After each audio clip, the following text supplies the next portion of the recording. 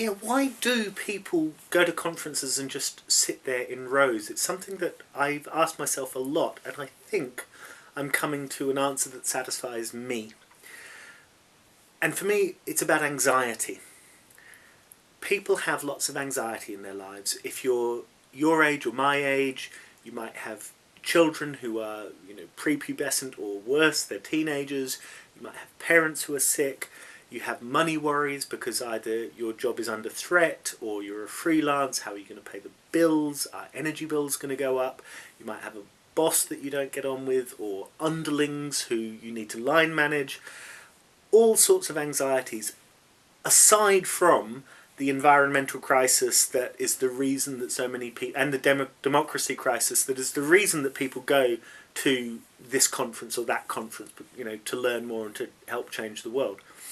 So when we're really anxious, we want to feel comforted.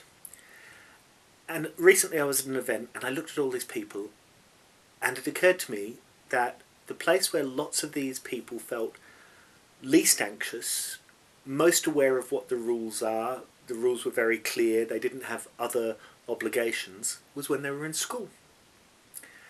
So what my hypothesis is, and I'm not quite sure how I would test it, but I'll work on that, is that for the kind of people who go to conferences and seminars, they're mostly middle class people who did well in school, who then went on to do university education.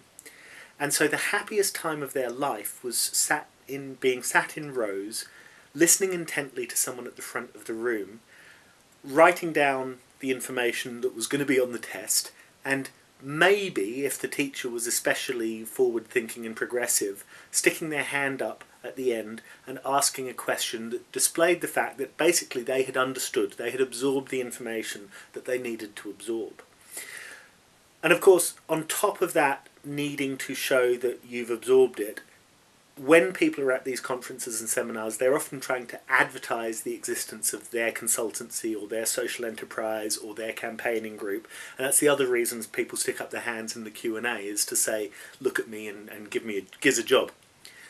And so for me, that's why this persists, even though we know from the last 20, 30, 40 years that it doesn't actually build the growing, learning, organising and winning, vibrant social movements that everyone accepts that we need. It meets other needs that people have for psychological comfort.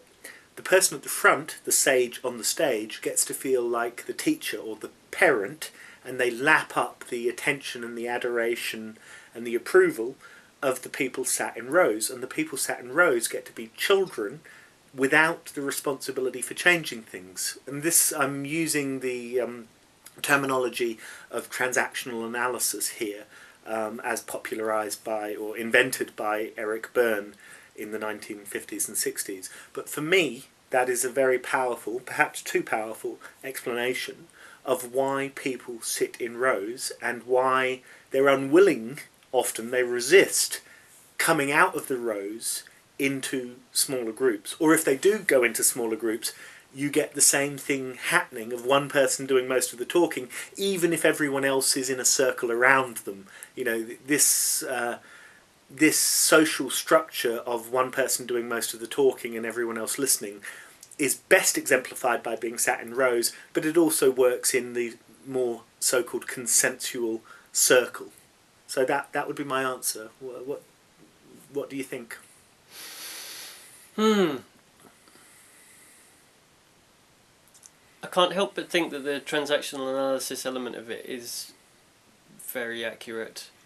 The need for comfort, that is a very well documented psychological phenomenon.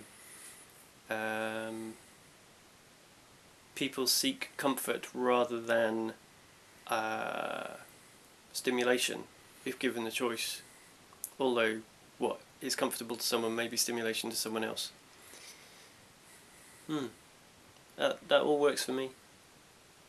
Yeah, I mean, it's interesting. I'm gratified that you say that. Obviously, when you come up with a new idea or a new observation, it's new for me. It may not be new for other people. You wonder if the idea is too powerful, if it explains too much, if it's reductive, and people go. Different people go to these events with different motivations, and the same person might have 2 or 3 or 4 different motivations, of which they're only dimly aware, and some of these motivations might conflict with each other, and they'll shift over time. I mean, you might keep going to the same annual event, but each year that you go, there are different reasons that you do.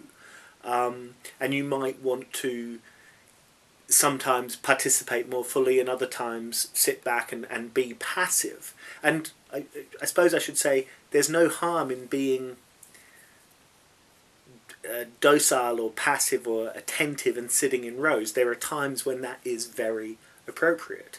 If you have a speaker who really does have something new to say, then it's good to sit there and soak it up.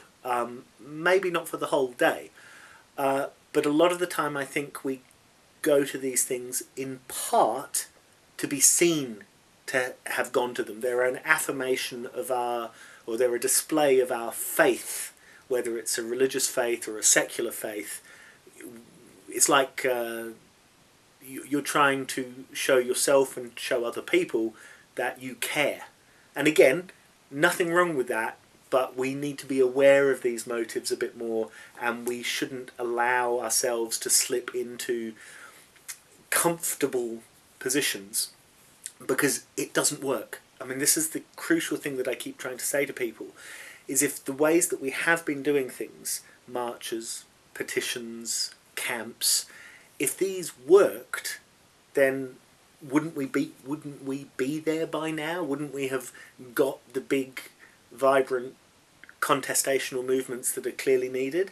And the fact that our tactics haven't got us where we need to go to, we maybe need to look at whether these tactics are fit for purpose, and if we keep using the same tactic even though it's clearly not fit for purpose, we need to interrogate why we do that. And again, there'll be different reasons. Organisers will have a comfort zone. It will meet their institutional needs, their ego needs, and people who attend these events, controversially I will say, sometimes have a need to be passive, to be the child, to be the obedient child who is looked after by the nurturing parent.